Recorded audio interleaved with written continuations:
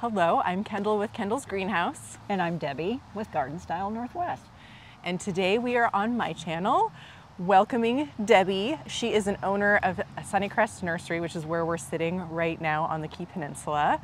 And so she has a ton of experience buying plants and reading plant tags and helping people learn about them and interpret them, because I'm sure you get lots of questions when customers come in about, oh, do I? Because they could just read the tag, but asking for expert advice about something, you get a little bit more information. You get a little extra. You get a little extra. So I thought she could help us sort of interpret these plant tags, and I'll put them up on the screen so you can see what we're looking at too, with some sort of secrets that she looks for to learn about what will work in your garden.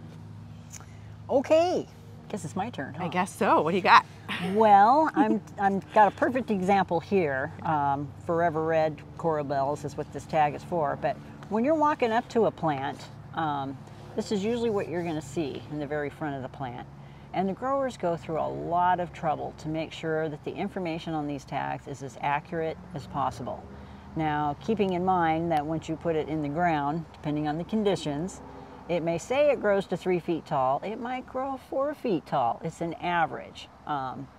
So when you're walking up to a plant, of course, you're going to try and give you a color photo in case, it blooms, that sort of thing. If it's not in bloom, you at least get an idea what the blooms look like.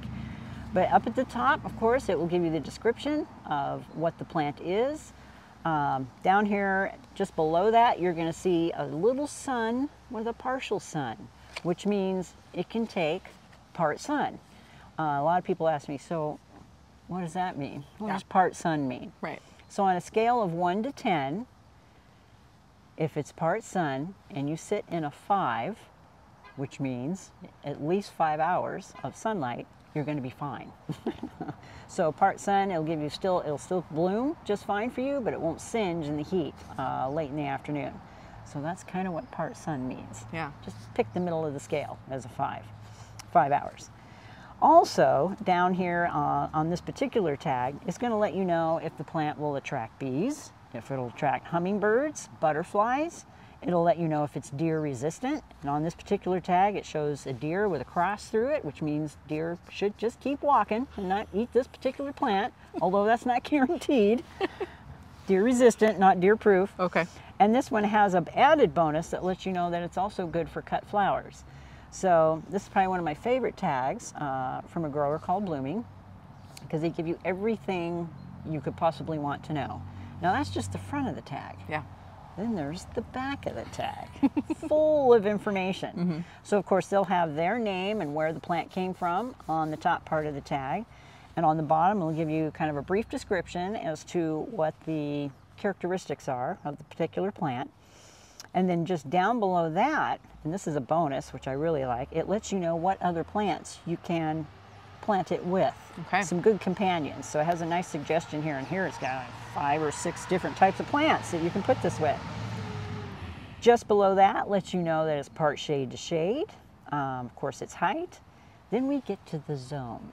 That's probably the most important information you want to look at on the back of your tag, is what the zones are. Yeah. And I just had a big blurb about zones a video or so ago, explaining to folks what the zones mean. So, for instance, we're in a zone 8. A zone 8 here in Washington, in the Northwest, isn't the same type of zone 8 you're going to find in Texas or, for instance, in North Carolina. Why? Daylight is your #1 reason.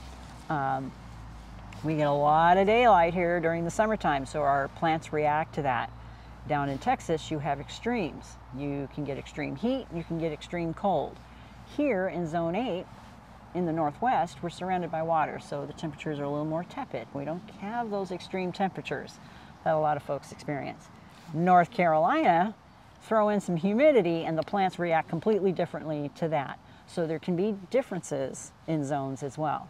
But the most important thing you're looking for is, will it survive a winter? So the lower your number in a zone, the hardier your plant will be. So for instance, this particular tag for coral bells that I picked up is hardy down to a zone 4, which means it can handle temperatures down to -30 degrees. That's a pretty darn tough plant. Yeah.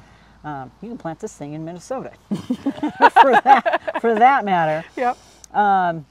And if it says zone 8, zone 9, zone 10, then that means that it's getting warmer. Those zones are warmer and it can handle more heat.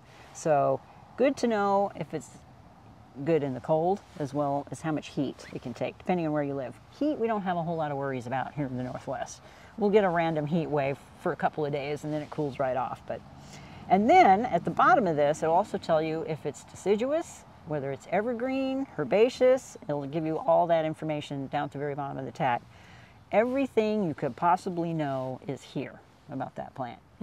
And some of these tags will outdo Google. I tried Googling plants.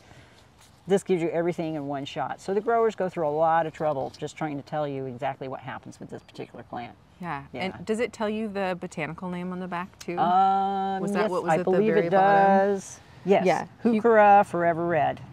Yeah, so that can be helpful too if you are coming and you know you want a heuchera, but you're not exactly sure what kind or something like that. So I don't know, sometimes you need to know the little species name down there.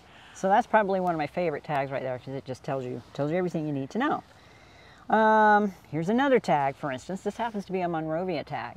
And I like these as well because it's in big print down here at the bottom, whether it can take full to partial sun. You know, the plant is great for a hedge. This happens to be a boxwood tag. Multi-season beauty, it says. And then on the back of the tag, it's of course going to let you know how high, how wide that particular plant is going to get with a brief description up here at the top. And that's a big tag. You cannot miss this tag. It's hanging on a plant. I grabbed another one of those too so we could see how they vary a little bit. Yes, because this is one single. So this is for stone crop, and it says full sun, so that's different. And then instead of great for hedges, this one says easy care plant. So it's like that's a little area for them to give you a key feature of the plant or something, or the reason you would want it. And you see how they're colorized. Yeah, as well. And then water-wise is another, and then this one's multi-season beauty. So those are sort of like why we think you would choose these plants. Outstanding features. Yeah. And then does yours lift up or does yours just have a back? So there could be a couple different styles depending on how they're sort of mounting them on attaching them to the plants. Right. Like that. But I've noticed on these ones you open, a lot of times this is just sort of a Monrovia general description on the back. It's a Monrovia sales job. And then, and then this is the part that's the same as the back. Exactly. From that one. So gives you the pertinent stuff you want to know. That same info. Yeah. Light, watering, zones, all that. And take the time to read the description. So as a new gardener who was overwhelmed with plant tags, I wouldn't read the descriptions because I was already trying to decipher all of the lists, information. It's kind of like a bullet list. I was just sort of like, what does that mean when they say that? That I wouldn't bother reading because it felt like a lot to read that paragraph. Like what it actually does. But a lot of times that kind of solves problems for you. So it might say, likes to be all by itself in the middle of a field. Well, if that's not the situation you have, it's not going to say that. You may not want to plant it. That might actually answer any question you had about it, saying, oh, this likes to be planted really close with other things, or even the pairs well section. I like to ignore that part because I don't like to be told what to do. But it's also it's not just saying we think it'll look pretty with these. It's saying it works well in the environment with these other plants. And you know that the other plants kind of take the same conditions. Yeah. So if it's like a water-wise plant, like this guy, a succulent, then you want to combine it with other plants that don't require a lot of water, so that you're not overwatering this plant while you're trying to water the daylights out of a plant right next to it. Yes, that's a really good point. Yeah. And when you come to a nursery, there are so many beautiful plants blooming, and especially if you just are a plant lover and you just want to buy everything. In order to figure out what you want to buy and put in your garden, if you find the one thing that you love and then you read the plant tag and it says something like also looks good with coral bell or something else, that could give you a hint about the other two plants you should buy, and then you should plant those together. Right. And that'll help. What else to select? Yeah, kind of direct what else you're looking for instead of just aimlessly wandering around and looking at the pretty plants. And of course, your nursery folks, those who work in your local nurseries. Yeah. Not to knock Home Depot or Lowe's, but those folks that work in your local nurseries always will have tons of information for you. So don't be afraid to ask. Hunt them down and ask them, whatever it is. There's never a stupid question. Yeah. So. Yeah. That's a really good point. Not only are you supporting a local business, but literally you will get better help.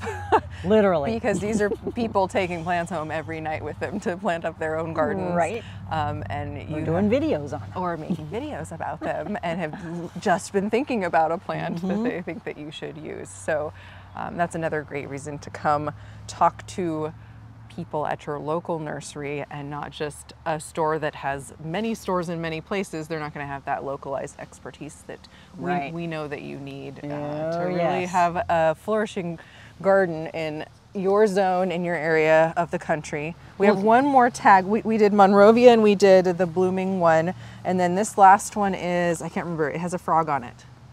It's Little Prince. Little Prince, that's right. Yes. This is a fabulous little nursery down in Oregon, and they have really neat, unusual plants. But they also come with information tags. And of course, this one on the very front is mentioning that it's a barrenwort, epimedium, rubrum. So it's got its botanical name on the front, and of course on the back, all the pertinent information you need, from the zones to how high, how wide it gets, its flowering time, when it's going to flower for you. And it has recommended uses, what you can use it for. And this particular one is, like I said, fantastic to grow under trees. Yes. So, she's saying, like I said, because we just made a video over on Garden Style Northwest, Debbie's channel, about this plant and some other shade plants. So I'm going to put a link in the description box below this video so you can head over there and learn more about how and where to plant this one. Since we're mostly just talking about interpreting tags right here, you can get more information, and we picked some gorgeous shade plants. So you should head over there after this to learn more about this plant. yeah. That was our little side note for you. So do you find that you like a particular style of plant tag more than others as a nursery owner? Yeah. That first one we did, that maybe? first one I did. I know, we lost it. I mean, they didn't skip a beat. We're sitting on a bench of holes, so we probably just like, Oh, it's under here your it is. foot. I dropped it. Yeah. Yeah, because, you know, it's a nice big tag, so you're going to find it. You can see it. Yeah. But yeah, this probably has all the information the gardener could possibly want to know. It's also really clear and big. I do find sometimes these little Prince tags, it's all kind of like an eye exam to Right, see. You can read all the information. Exactly. And it's nice because they're trying to give you a lot, but it's a little bit smaller. So when you get to this bigger size, it's a little clearer. Sort of interpreting that and reading it. I also, they have the sun and shade on here, but I feel like that's harder to see than this one. So there's just, a few features. This, does this talk about deer resistance? It does not. Yeah, so you're, like you were saying at the beginning, this just has lots of tips tells there you everything at the bottom. that you need to know. Yeah. This one says great for dry shade. Look at that. So yes, and also when you go to a nursery to buy a plant, that plant is not necessarily going to look like the same as it's going to look the whole year round, right? So you've got a little picture of it, like this epimedium, for example, shows what the flowers look like. So that gives you some information. But then there's more things in the description about if it's evergreen or not. And then you can also ask your local plant person, because then they'll know. In some zones, epimedium might die all the way back to the ground if it's really cold. But in our zone, it will likely stay evergreen. And so that's something So they call it a semi-evergreen. Yes. So that's something it might not say Just on the to cover plant tag. that whole category. Yeah. Yeah. So that would be a reason to talk to a person and not just read a tag. Right. If you have more questions about hardiness, or if someone has tried something in their yard where it's worked, those types of questions would be a great reason to bring in a person for a consultation on something. So you can get a ton of information from the plant tag, and then you can just get ready with your questions like, should I 100% buy this plant?